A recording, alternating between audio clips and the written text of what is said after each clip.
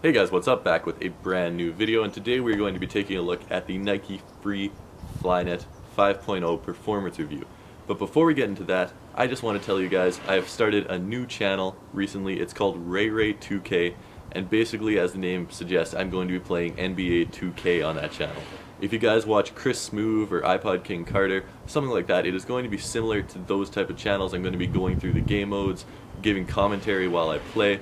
So if you guys are interested in that, I hope you are. Scroll down to the description, there will be a link for that channel. My first video is being uploaded later today, so go check that out. That would be greatly appreciated, and I hope you guys enjoy it and subscribe to it. Also, don't forget to check out my vlogging channel. There will also be a link in the description for that. But as far as this Free Flyknit 5.0 goes, this is a very, very good shoe in my opinion for the casual entry-level runner.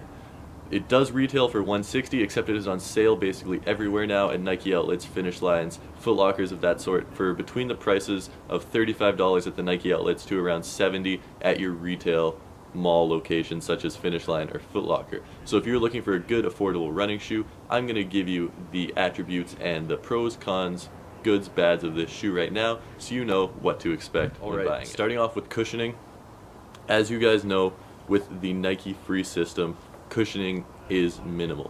Now that being said, there is still adequate cushioning for this to be a good running shoe.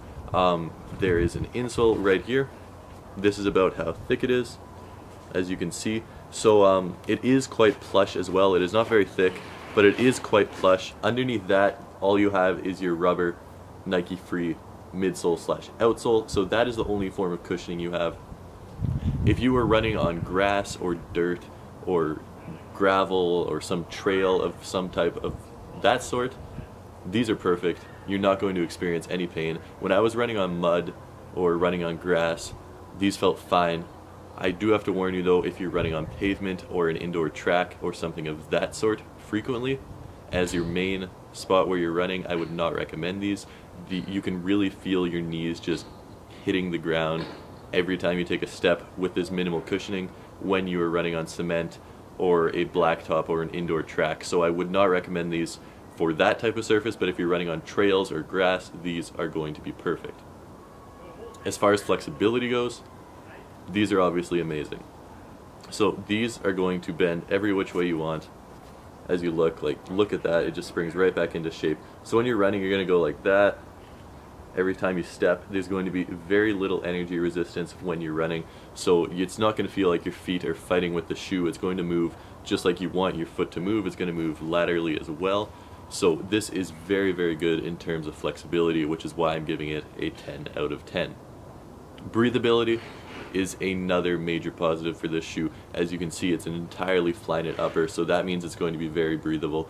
This entire thing is probably only about 1/8 of an inch thick, if not thinner. So the air just goes right through it. If there's a wind blowing when you're running, you can definitely feel the wind blowing through. Your feet stay cool at all times. They don't get nasty and sweaty or anything like that. So as far as breathability goes, this is an A1 shoe. Now moving on to support. It's not the best, it's not the worst. This Flyknit obviously is an elastic material, so it is going to form to your foot and completely fit your foot like a sock, just like this is designed to. So in that sense, it is going to keep your foot in place for the most part. One thing I did experience once or twice though, is if I was going to turn a corner, my heel would sort of slide over like this. Seeing as how it is just Flyknit, my heel would sort of slide over and just the edge of my heel would go off the side of the shoe. That only happened about twice in the 25 times that I was running in these, 25 or so. That only happened twice, so not a huge concern. I'm still giving support an 8.5 out of 10 because this Flyknit form-fitting upper really does fit your foot well and gives you ample lockdown and support. Lastly, probably one of the most important things when you're running, traction on the bottom. It's not the best and it's not the worst once again. The Flyknit is a nice middle of the pack shoe. It's like the Hyperdunk for basketball. It's going to be good at most things, not great at anything, and not terrible at anything. So as you can see, this is an all foam outsole, save for the black rubber traction pods at the toe and at the heel. So these are going to be used a lot when you're running. When you're toeing off, all your weight is going to be going on these black traction pods. You're going to be toeing off like that, and they do provide pretty good grip. One thing I would like to warn you of though is if you start running on the ball of your foot more, and it's a wet surface or a slippery track or possibly wet grass that you're running on, you can be prone to slippage just because this is a foam and does wear out a bit more quicker. It does not provide the same traction as this black rubber up here on the front. That being said, traction 99% of the time was still perfectly fine. I sort of had my foot wobble a little bit a couple times, one when I was running on grass, the other it was raining that day, so the sidewalk I was running on was wet. But besides that, these things worked perfectly for traction. Just be wary if you're if you run off of your toe, run off the ball of your toe and not your actual tip of your toe. Be warned that this is not going to be the best traction, this foam right here. This rubber right here is going to be very good traction if you run off the tip of your toe and not the ball of your foot. So all that being said, this shoe gets the job done. It's not stellar at any one thing.